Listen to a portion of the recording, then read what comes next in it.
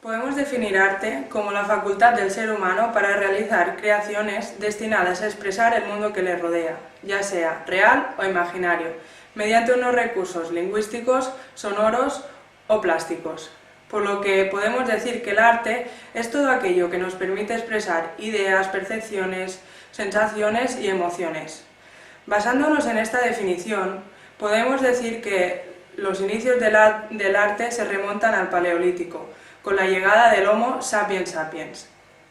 En los interesantísimos vídeos que hemos visionado sobre Altamira, se nos muestra el aspecto gráfico de las pinturas rupestres, pero también el porqué de ellas. Encontramos una hipotética explicación de los inicios del arte. Tan importante es la pintura como saber el porqué y la interpretación de esta.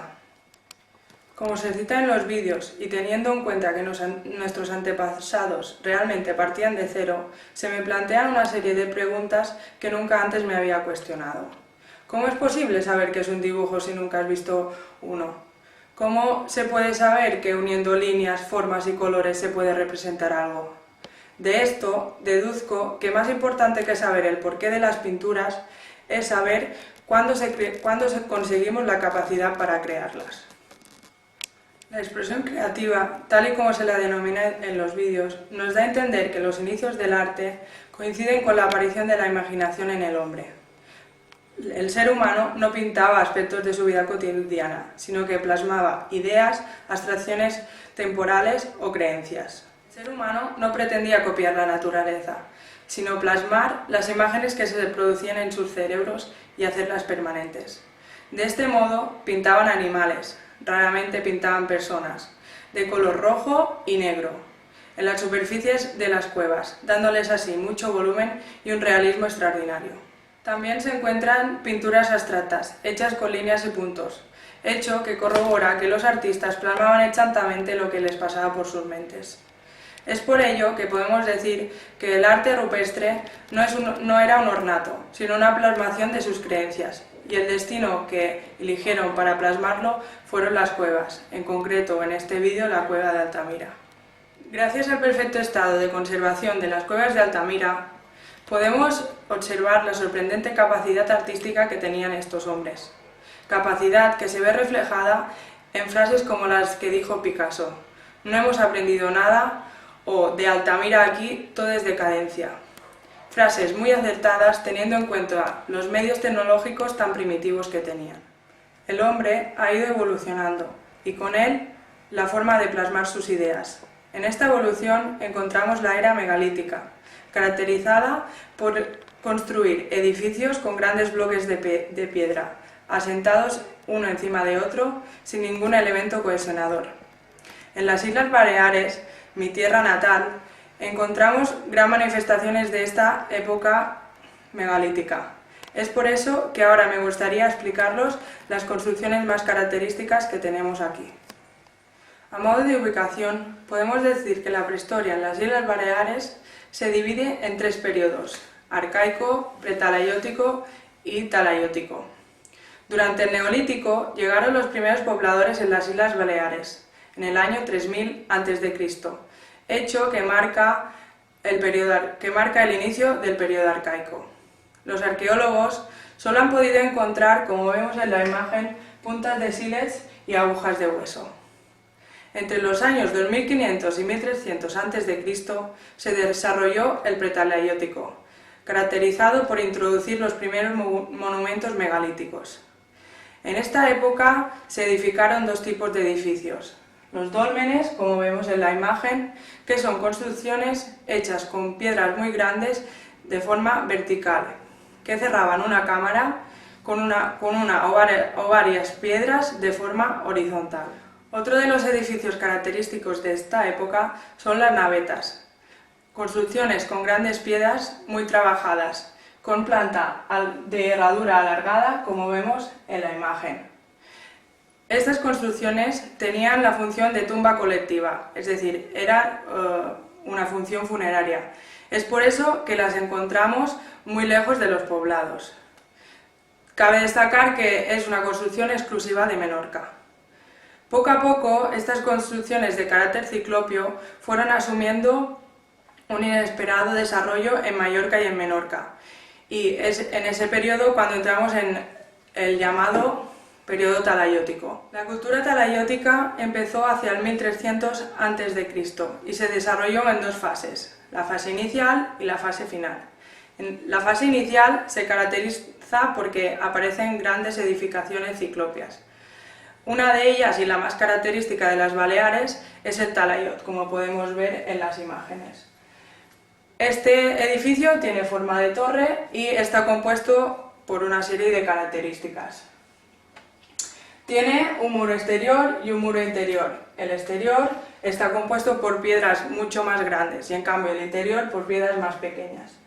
Estos dos muros delimitan una cámara central que en el medio tiene una columna y además tienen un corredor y un portal que dan acceso a esta cámara central. Aunque los talayots parecen muy similares, podemos encontrar muchas diferencias entre ellos. En primer lugar, encontramos que la base puede ser cuadrada o circular, como vemos aquí, cuadrada o circular. En segundo lugar, la columna central puede ser una columna polilítica, es decir, con un diámetro, el diámetro de sus piedras siempre es el mismo, o con una columna de tipo mediterráneo, como el que vemos aquí, que desde la base al capitel el diámetro de las piedras va cambiando. Además, la cobertura que podemos encontrar encima puede ser por cubierta de losas o por aproximación de hiladas. La función de los talayots no está clara del todo. Se sabe que fueron edificios de vigilancia y de defensa, pero como se han encontrado restos de cerámicas, también se piensa que pudieron ser habitación para nuestros antepasados. Durante este periodo también se construyeron recintos fortificados o poblados talayóticos a modo de defensa. Como podemos ver en la imagen, constaban de una muralla que rodeaba todo el poblado con diferentes puertas de acceso. También encontramos uno o varios talayots y en su interior a la vez habitaciones y santuarios.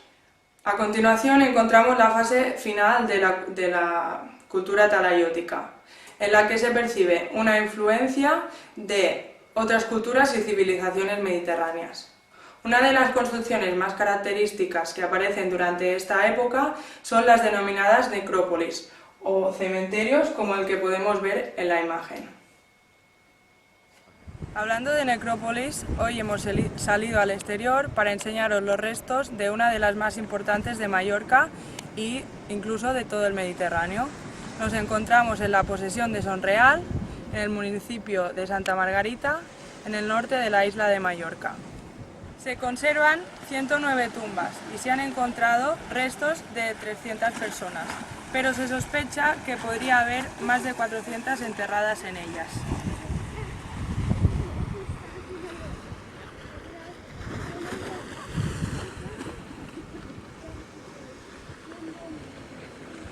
Tiene una extensión de 800 metros cuadrados, pero al estar tan cerca del mar, como el agua ha ido ganando terreno, se sospecha que gran parte de ella puede estar sumergida. No se ha encontrado ningún poblado talayótico cerca de aquí, y como los restos encontrados no muestran artritis ni signos de trabajo duro, se sospecha que esto podía ser un cementerio de la clase privilegiada. Estas tumbas reproducen a pequeña escala las construcciones más características de esa época: talayots circulares, talayots cuadrados y micronevetas.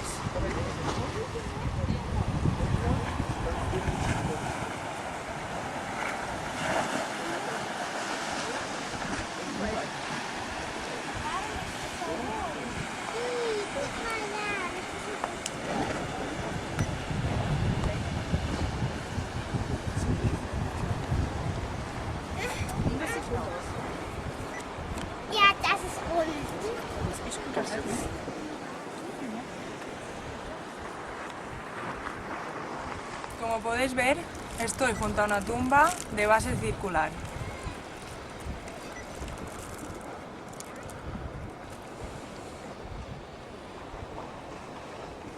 Esta tumba representaría un talayot de base cuadrada.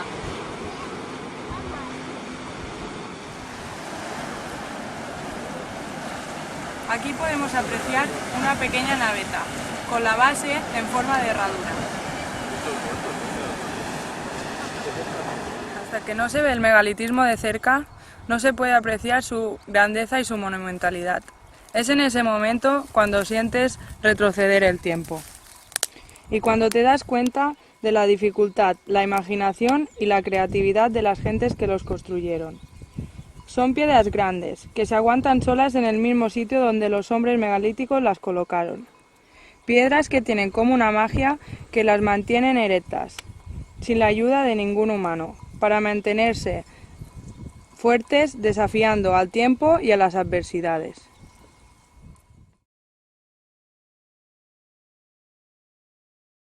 Como conclusión, diré que el arte prehistórico nos permite valorar la gran capacidad artística de los humanos, que con una cultura y tecnología tan primitivas desarrollaron increíbles obras de arte.